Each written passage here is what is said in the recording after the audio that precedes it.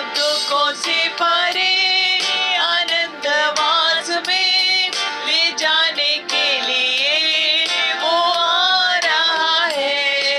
सब दुखों से भरे आनंदवास में ले जाने के लिए वो आ रहा है।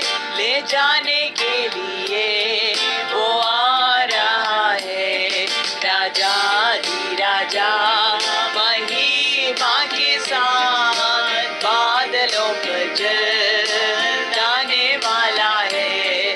राजा दी राजा महिमा के साथ बादलों पर जाने वाला है।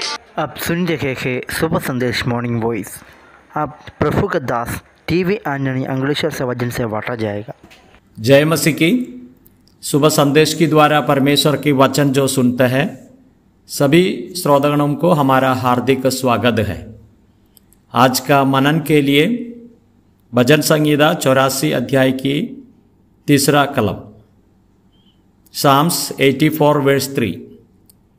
हे सेनाओं का यहोवा है, मेरे राजा और मेरे परमेश्वर, तेरी वेदियों में गौरैया ने अपना भरोसा और सुपाबनी ने घोंसला बना लिया है, जिसमें वह अपने बच्चे रखे हैं। प्रभु की नाम की महिमा हो। इस भजन संहिता कौरह पुत्र लोगों का एक भजन संहिता है। कौरह नाम सुनते हुए समय पर गिनती का किताब 16 अध्याय में कौरह के बारे में हम पढ़ते हैं। कौरह मूसा हारून का सामने विरोध में आया। इसी वजह से कौरह उसका साथ में जो लोग हैं धरती फटकर नीचे उतर गया है। लेकिन कौरह पुत्र लोगों को परमेश्वर ने बचा के रखा है। इस बातों में ये लोगों को परमेश्वर का मंदिर का भार भी थोड़ा सेवा इन लोगों को दिया है। ये समय पर 84 भजन संहिता ये लोगों ने लिखा हुआ है। इसमें हम इसी प्रकार पढ़ते हैं, सेनाओं का यहोवा है, मेरा राजा और मेरा परमेश्वर, तेरी वेदियों में गौरैया ने अपना भरोसा और सुपाबनी ने घोंसला बना लिया है, जिसमें वह अपने बच्चे रखा है।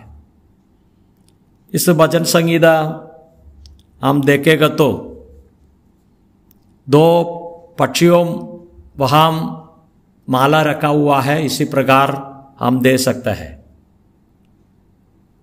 तो हम इसमें दे सकते हैं कि ये माला कहाँ रखा है? वेदियों में, वेदियों का पास में इसी माला को रखा हुआ है।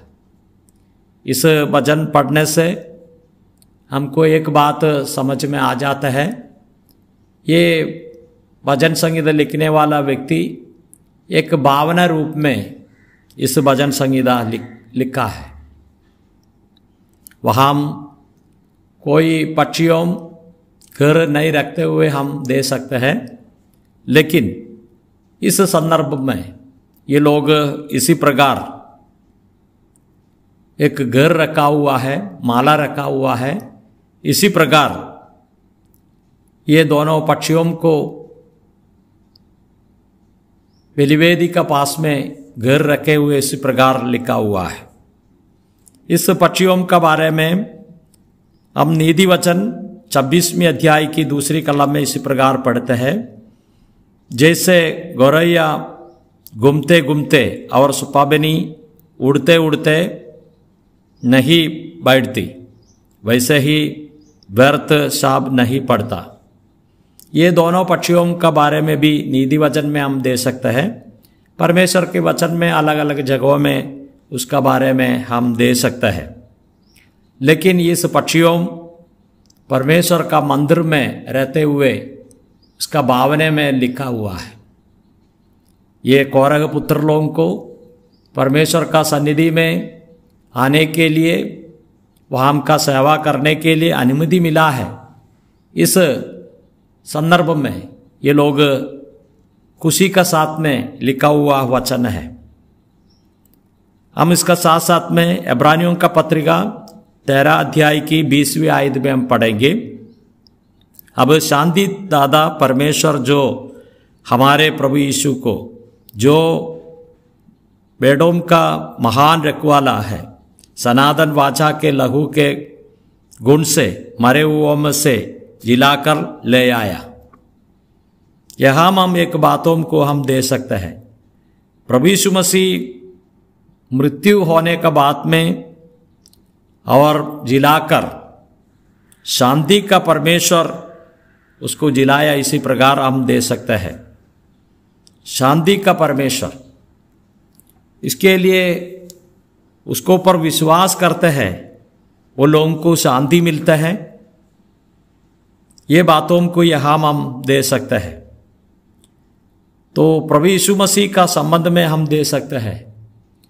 प्रभु यीशु मसीह में कुछ पाप नहीं दे सकता है, वो पवित्र है।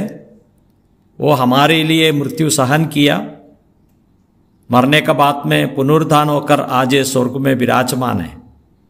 उसको ऊपर विश्वास करने वाला लोगों के लिए शांति देता है। जैसे कौरव पुत्र लोगों का भी शांति मिला है, ये बातों को हम दे सकते हैं।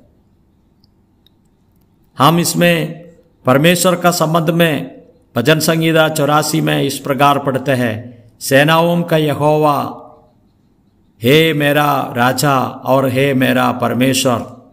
इसी प्रकार हम पढ़ते हैं। यहोवा परमेश्वर कितना बड़ा महान है, ये बातों को यहाँ हम दे सकते हैं। हम भजन संगीता 24वें अध्याय की 10वीं कलम में इस प्रकार पढ़ते हैं, वह प्रतापी राजा कौन है? सेनाओं का यहोवा वही प्रतापी राजा है। यहोवा परमेश्वर कितना बड़ा राजा है। ये दुनिया में बहुत राजाओं को हम दे सकते हैं, राज करने वाला अधिकारी लोगों को देख सकता है। थोड़े समय के लिए लोग राज करता है, बाद में मृत्यु होता है, चला जाता है। लेकिन इस राजा सनातन काल की राजा है। प्रभु हमको सहायता करे। यूहन्ना रचित सुसमाचार 20वें अध्याय की 28वीं आयत में इस प्रकार पढ़ते हैं, यह सुन तोमा ने उत्तर दिया है, मेरे प्रभु, हे मेरा परमेश्वर। तोमा का जीवन में पहले जो प्रभु यीशु मसीह पुनरुत्थान होने के बाद में दर्शन दिया, उसमें उसने भागीदार नहीं था। लेकिन दूसरा बार भागीदार हुआ। उसका बाद में तोमा को कहते हैं, तुम मेरा हाथों में छिद हुआ है, उसमें उंगली डाल और पंजर की जगह में तुम हाथ डाल। इसी प्रकार कहने का वजह से तोमा का जीवन और बहुत कुछ पश्चाताप हो गया। उसने इस प्रकार कहते हैं, यह सुन तोमा ने उत्तर दिया है, मेरे प्रभु, हे मेरा परमेश्वर। यह हम प्रभु को परमेश्वर तरीके कहकर उसको धन्यवाद करते हैं। निर्गमन की किताब 15 अध्याय की 18 कलम में, यहोवा सदा सर्वदा राज करते रहेगा। यहोवा है राज करने वाला प्रभु। हम परमेश्वर को धन्यवाद करेंगे। यूहन्ना रचित सुसमाचार 3 अध्याय की 36 में इस प्रकार पढ़ते हैं, जो पुत्र पर विश्वास करते हैं अनंत जीवन उसका है, परंतु जो पुत्र की नहीं मानता वह जीवन को नहीं देखेगा, परंतु परमेश्वर का क्रोध उस पर रहता है। हम इसी प्रकार हम पढ़ते हैं, पुत्र पर ऊपर कोई विश्वास करता है उसको अनंत जीवन है। हम प्रभु को अंगीकार किया, विश्वास किया, हमारे जीवन में प्रभु इस अनंत जीवन को दिया। लेकिन जो विश्वास नहीं करते हैं वो परमेश्वर का क्रोध इन लोगों को ऊपर आएंगे। लेकिन हम कितने भाग्यशाली हैं। जैसे कौरव पुत्र लोग कहते हैं, और परमेश्वर तुम्हारा, यहोवा तुम्हारा मंदिर में जो दोनों प्रकार की पक्षियां घर रखा हुआ है, माला रखा हुआ है। इस परिस्थिति में आनंद होकर ये लोग कहते हैं। इसी प्रकार का हमारा जीवन में भी प्रभु को पर विश्वास कर हमारा जीवन इतना धन्य हो गया है। हम प्रभु को आराधना करेंगे, स्तुति करेंगे, उसकी नाम की महिमा हो। जय मसीह की।